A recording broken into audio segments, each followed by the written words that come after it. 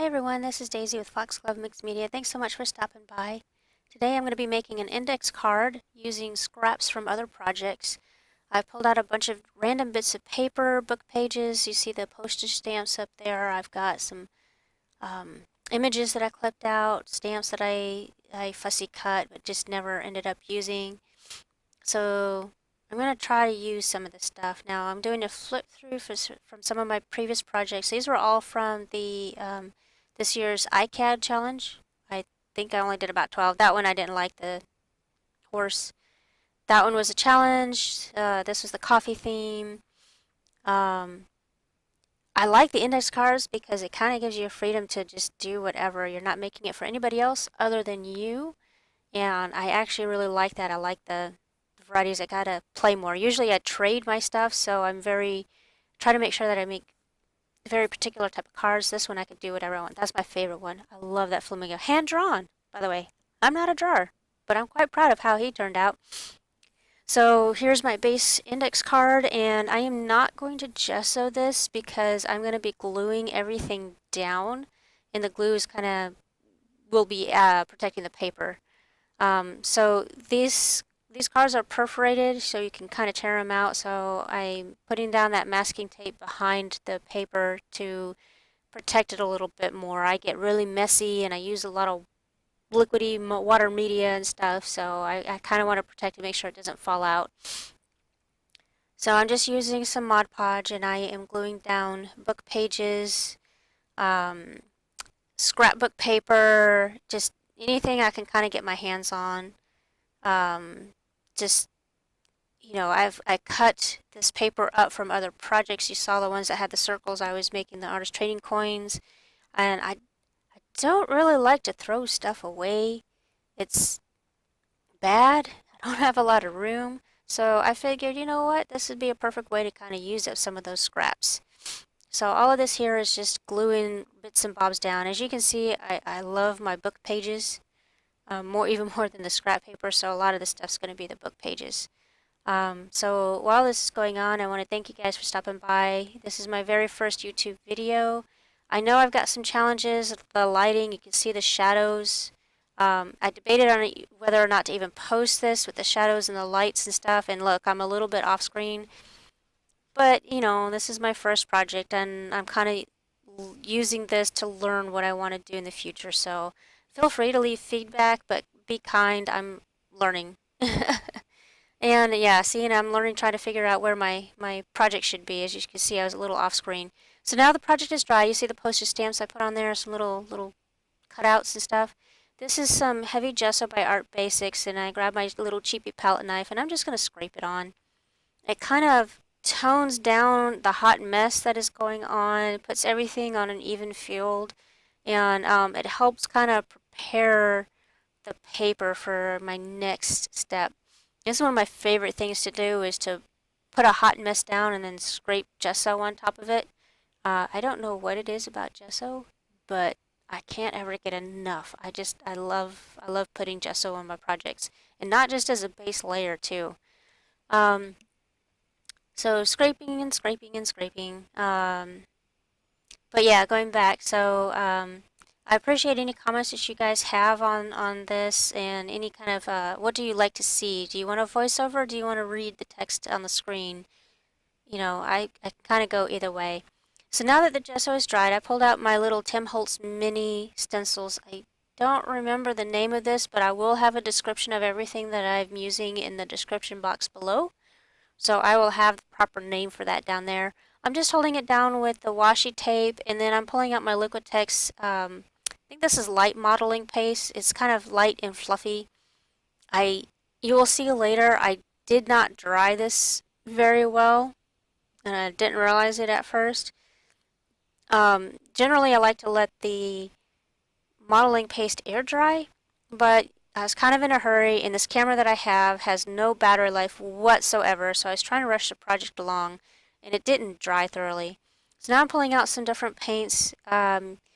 You see I'm going to be using the DecoArt Payne's Gray first. It's actually kind of one of my favorite colors, but it wasn't as blue as I remembered it being. It's just more of a gray tone. But I spritzed the heck out of the water. Excuse me, I spritzed the heck out of the paper, and I put the paint on there and spritz more water and kind of let it run. This is one of my favorite things to do. I love spritzing paint, letting it run around. Now I've got a Cobalt turquoise, also from DecoArt Media, and you see this much lighter paint color, and I'm going to let that run. I like having the multi-tone blues kind of running around. You see the little dark, you see the lighter blue. I'm just getting into all the crevices that I made with the gesso and the edges of the paper, and now I can kind of see that stencil starting to show up, the stencil pattern. And then here's the colors. It's gonna, like, this wowed me. I love this color. I forgot how much I love this Dina Wakley paint. It's called Night, and it's this really gorgeous blue color. So this one here, I wet it down quite a bit to make it runny. Instead of putting the thick paint on the paper and then spritzing it, I watered it down, and then I brushed it onto the edge of the index card. And then you'll see what's going to happen when I spritz that with water. And look at that color run. Look at it, look at it. Oh, I love this color. This is probably one of my favorite colors. It's like a sapphire blue, really deep kind of jewel tone. Absolutely love this color. So spritzing it on the page, letting it kind of run around, you can start to see it run into the crevices. I went around the little flower punched shape, and you see it's kind of sinking into the edge. Now you can see that flower a lot better. I lost the butterfly in the upper left-hand corner because of the stencil, but that's okay. Now here, I decided to use the crane. This is an image that I printed off from the Graphics Fairy. I'll have the link in the description box below. He was already fussy cut. I ended up not using him on a different project, and I thought, with all the blues and everything, thought he would be a perfect fit for this page, for the index card. So I got him, and then I decided, he doesn't really stand out that well from the background, so I wanted to lighten that up. So I took my Liquitex gesso. This is the more liquidy kind. It's not the heavy gesso. And I just used my finger to spread it around on the page a little bit, and I kind of lightened up that area. So now I'm pulling out some bits of scrap paper, trying to decide, does that look good? Does it not look good? I like it. That green polka dot one, that was the same scrapbook paper that the butterfly was punched out of that you can no longer see. But I thought it would tie in until I realized, like, oh, you can't even see it. But, green and blue, complementary colors. So I kind of like that arrangement, so now I'm going to glue everything down. I like having torn strips of paper in my projects, especially the ones that I do for myself. I I just like the organicness of it. Is that even a thing? I don't know. I like the look. I like the torn paper look. And then I realized, like, oh, I'm not flush on the sides of the page, so oops, let me go pull it up. And while you're doing that, like, you see to the left, kind of in the middle where the stencil is, you see that bright white spot? Yeah, that didn't dry fully, and I didn't realize until I touched it and it bubbled up. And I don't know if it was the heat gun. If you put a heat gun to your modeling paste, it'll kind of bubble up, which is a neat effect if that's what you want. But I don't know if I ended up kind of melting it more. But, that's okay. I go back in and dab a little bit of color in there. This project's just for me. I'm not trading it. Most of my stuff I trade away. This is for me, so I'm totally okay with the little flaws and stuff. So now I'm pulling out my ink tints blocks. I love my ink tanks. I have the pencils. Pencils. I have the pencils and I have the blocks. This is one of the colors that I chose. And the reason why I pull this out is I need more definition around everything. Like, you can't really see the flower anymore because I put the gesso over there. I need some definition. So ink tints, watercolor pencils, those are really great for adding a little bit more definition around things. The thing with the ink tints is it's actually ink, it's not watercolor. So it reacts like watercolor when you first put it down. However, once it dries permanent, or is supposed to dry permanent. So now you see I'm kind of adding the definition around that flower because I really love that flower and I wanted to be able to see that. So I'm kind of just putting that edging there and then I'm blending the color out. And sorry, headshot. You didn't need to see that, but I forgot where the camera was and I was really into the project. I forgot I was filming. again, first time YouTuber, so, you know, be kind and I will work to improve in the future. And then I wanted more definition along the papers. Now, I did not use the glue over the top of these papers here, so they are not sealed. So I'm being very careful with the ink tints. Because I did not seal these papers up, that color is going to get absorbed into the fibers a lot easier, which is a great thing to see, but you have to be careful. You don't want to make too much of a mess. So I liked it. I like the crane still, so now he's going to get glued onto the page. Again, just using some Mod Podge. Sorry, guys. You don't know how many times I've recorded this voiceover and I decided, you know what? I'm just sticking with what I got, so sorry, you got little mistakes and all on this video.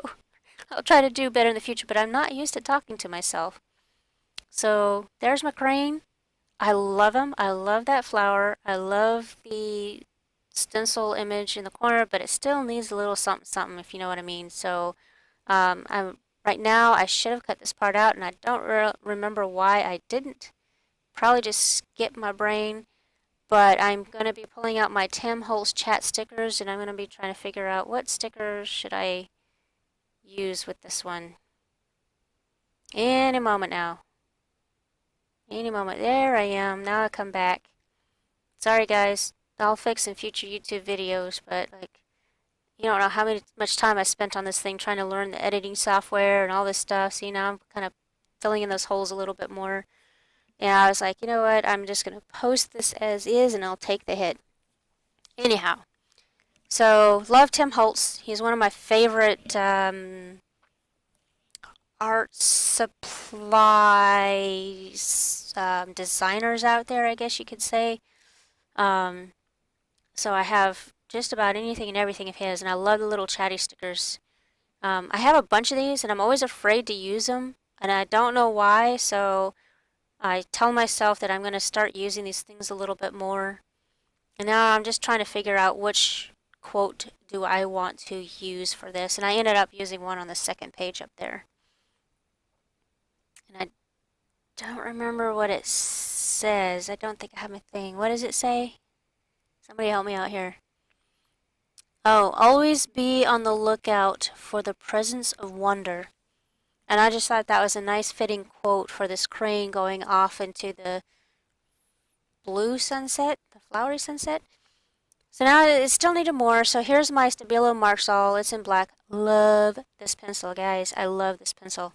And I'm just adding a little extra marks. It's kind of like a watercolor pencil as far as you lay it down and then you add water to it and it activates it.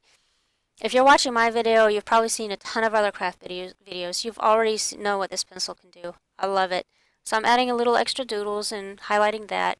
I had this little scallop border piece of paper, and it was totally faded into the background, and I wanted to bring that out a little bit more.